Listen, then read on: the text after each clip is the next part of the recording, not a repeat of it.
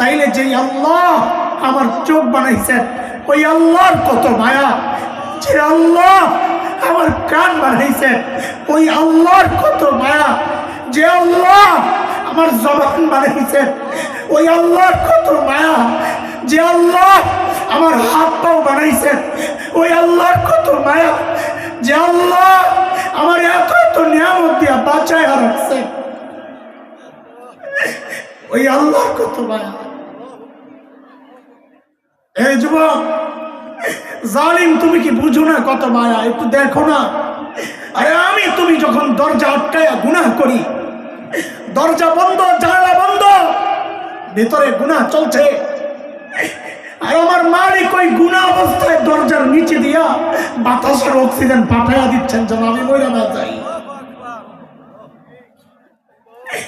এই মালিকের নাফরমানি আর কত কাল চলবে বলো?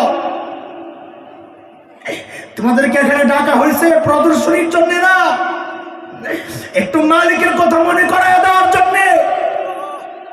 যুবক, আমি পাপী, আমার কথাগুলো তোমাদের হৃদয়ে টাচ নাও করতে পারে। যদি না করে, এর চেয়ে ভালো করে বোঝানোর ক্ষমতা আমার নাই রে বাপ।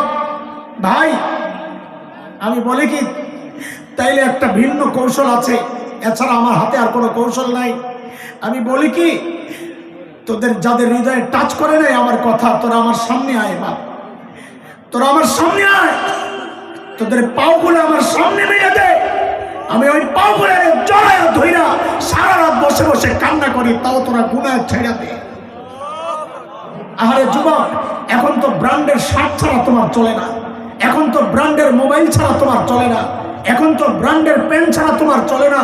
অথচ সাহাবীর আমল তোমার আমলের ব্র্যান্ড হওয়ার কথা ছিল, সাহাবীর তাকওয়া তোমার আমার তাকওয়ার ব্র্যান্ড হওয়ার কথা ছিল, সাহাবীর কোরবানি তোমার আমার কোরবানির ব্র্যান্ড হওয়ার কথা ছিল।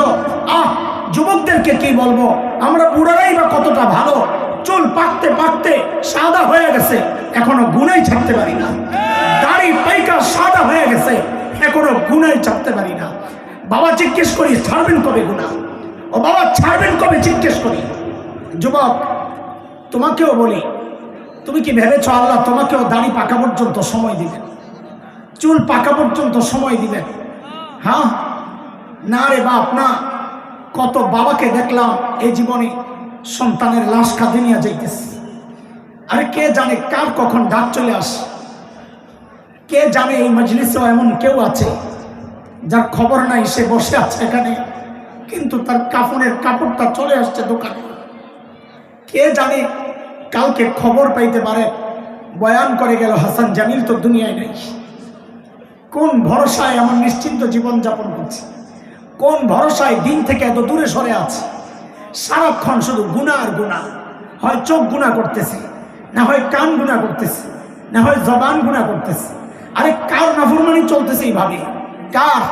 ওই মালিকের যিনি আমাকে এত ভালোবাসেন, তাই না? এত ভালোবাসেন যে মালিক, সেই মালিকের ভালোবাসার প্রতিদান এটা প্রতি মুহূর্তে গুনাহ করা, তাই না? মালিক কত ভালোবাসে।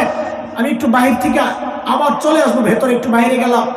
আমার মালিক আমাকে কত ভালোবাসেন। যুবক কোনোদিন একটু ভেবে দেখেছ? আমি সূত্র একটু মিলাই কত ভালোবাসেন একটু বুঝো। দেখো দুনিয়ার মধ্যে আল্লাহ ছাড়া, রসুল ছাড়া আমাদেরকে সবচেয়ে বেশি ভালোবাসেন কে বলেন? মা। বলেন সবাইকে, আরো ধরে বলেন কে? মা। আরে মার কলিজায় যে কত দরদার মায়া, এটা মা ছাড়া কে বুঝবে? মাকে যে আল্লাহ বানাইছেন সে আল্লাহ জানে। আমরা স্নেহ মমতা পাইছি সেজন্য একটু উপলব্ধি করতে পারি। আমার ছোট্ট একটা স্মৃতি মনে পড়লেই কলিজা ফেটে যায়, কান্না আসে।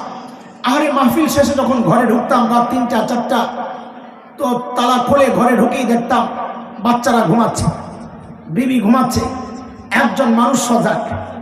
কখনো 9 তলায় বাসা ছিল, কখনো দেখতাম ওই জানালার কাছে যায় দাঁড়ায় আছে নিচের দিকে তাকায়া, কখন যায় পাইতাম সেজদায় কাঁদতেছে, কখন যায় পাইতাম হাত উঠাইয়া কান্না করতেছে, কখন দেখতাম যায় ঘরের মধ্যে অস্থির পায়চারি করছে।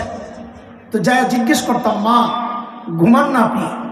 তো মা কি জবাব দিতেন? বাবা বাহিরে যতক্ষণ থাকো ঘুম তো আমার আসে না। এর নাম তো ছিল মা। এরে যুবক, এরে বাবা, এরে মা, আমি ছোট্ট করে একটু জিজ্ঞেস করি আপনাদেরকে, আমাকে বুঝে শুনে জবাব দিয়ে। এই যে মার কলিজা এত মায়া, কারণটা কি বলেন তো? মা আমার চোখ বানাইছেন সেই জন্যে। কথা বলেন। মা আমার কান বানাইছেন সেই জন্যে, জিভ বানাইছেন সেই জন্যে। কথা বলেন। হ্যাঁ, তো কি জন্যে? মা কি বানাইছেন একবারে বলেন তো, একবারে আমাকে জবাব দেন। মা কি বানাইছেন? কিছুই বানান নাই। অল্প কয়েকদিন ভাড়াটিয়ার মতো পেটে ধারণ করেছেন, হওয়ার পরে লালন করেছেন, তাতেই মার কলিজায় এত মায়া। মা কিচ্ছু বানান নাই, তাতেই মার কলিজায় এত মায়া। আহ আহ তাইলে যে আল্লাহ আমার চোখ বানাইছেন, ওই আল্লাহর কত মায়া। যে আল্লাহ আমার কান বানাইছেন, ওই আল্লাহর কত মায়া। যে আল্লাহ আমার জবান বানাইছেন, ওই আল্লাহর কত মায়া। যে আল্লাহ আমার হাত পাও বানাইছেন, ওই আল্লাহর কত মায়া। যে আল্লাহ আমার এত এত নিয়ামত দিয়া বাঁচায় রাখছেন, ওই আল্লাহর কত মায়া। এই যুবক জালিম, তুমি কি বুঝো না কত মায়া? একটু দেখো না। আরে আমি তুমি যখন দরজা আটকায়া গুনাহ করি, দরজা বন্ধ, জানালা বন্ধ, ভেতরে গুনাহ চলছে, আর আমার মালিক ওই গুনাহ অবস্থায় দরজার নিচে দিয়া বাতাসের অক্সিজেন পাঠাইয়া দিচ্ছেন যেন আমি মরে না যাই। এই মালিকের নাফরমানি আর কত কাল চলবে বলো? তোমাদেরকে এখানে ডাকা হয়েছে প্রদর্শনীর জন্য না, একটু মালিকের কথা মনে করায় দেওয়ার জন্য। যুবক, আমি পাপি, আমার কথাগুলো তোমাদের হৃদয়ে টাচ নাও করতে পারে। যদি না করে, এর চেয়ে ভালো করে বোঝানোর ক্ষমতা আমার নাই রে বাপ। ভাই আমি বলি কি, তাইলে একটা ভিন্ন কৌশল আছে, এছাড়া আমার হাতে আর কোনো কৌশল নাই। আমি বলি কি, তোদের যাদের হৃদয়ে টাচ করে নাই আমার কথা, তোরা আমার সামনে আয় বাপ, তোরা আমার সামনে আয়, তোদের পাওগুলো আমার সামনে মেরে দে। আমি ওই পাওগুলো জড়ায় ধইরা সারা রাত বসে বসে কান্না করি, তাও তোরা গুনাহ ছেড়ে দে বাবা, গুনাহ ছেড়ে দে। আর কত কাল বলে? হ্যাঁ, থামেন নাই বার, কম হয় নাই তো, থামেন নাই বার। মালিকের 70 গুণের সুযোগ নিয়ে গুনাহ করেছে, মালিক ঢেকে রাখছেন, সুযোগ পাওয়া গেছে। চলেন আজকের এই মজলিসে মালিকের গফফার গুণের একটু সুযোগ নিয়ে নেই। বলে গফফার গুণের কি সুযোগ? বলে মালিকের সব গুণের মধ্যেই তো শুধু মায়া আর মায়া, গফফারের ভেতরেও মায়া। গফফারের মায়া যদি বুঝাই রাত যাবে আমার। আমি দুইটা মায়া খালি শোনাই, তারপরে মূল কথা আবার ঢুকে যাব ইনশাআল্লাহ। আরে দুনিয়ার সবাই তো অপরাধীকে খুঁজে শাস্তি দেওয়ার জন্য, মা সন্তানকে অপরাধ করলে খুঁজতে থাকেন শাস্তি দেওয়ার জন্য, বাবাও খুঁজেন শাস্তি দেওয়ার জন্য, দুনিয়ায় সবাই অপরাধী খুঁজেন শাস্তি দেওয়ার জন্য। আর আমার আপনার এমন একজন মালিক আছেন যিনি অপরাধীকে খুঁজেন মাফ করার জন্য। প্রতি রাতে আইসা ডাকতে থাকে, আরে আমি মুস্তাগফিরিন ফাগফিরালা, এই কে কে গুনাহ করছো, আসো না আসো না, আমি আসছি তোমারে মাফ করার জন্য, তুমি মাফ চাও, আমি আল্লাহ মাফ করে দিব।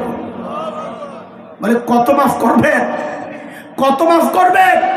হাদিসের কথা, শয়তান যখন আল্লাহকে চ্যালেঞ্জ করেছে, আল্লাহ আপনার বান্দাকে আমি মৃত্যু পর্যন্ত তাকে গোমরাহ করতেই থাকবো, করতেই থাকবো, করতেই থাকবো, তো আল্লাহর জবাবের ঢংটা ছিল এমন, শব্দ হুবহু এক টানা। আল্লাহর জবাবের ঢংটা ছিল এমন, ও শয়তান তোর হুমকি ধমকি কি শেষ? বলে হ্যাঁ শেষ। বলে তোর কথা যদি শেষ হয় তো এইবার আমারটাও শোন।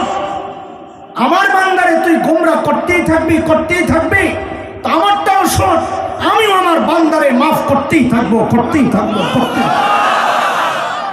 আসে আজকে গফফার মালিকের দরবারে একটু চোখের পানিরে পুঁজি বানায়া সারা জিন্দিগির গুনাহগুলা মাফ করে এখান থেকে যাই ইনশাআল্লাহ। ঠিক আছে ইনশাআল্লাহ। চলেন আমরা আবার চলে আসি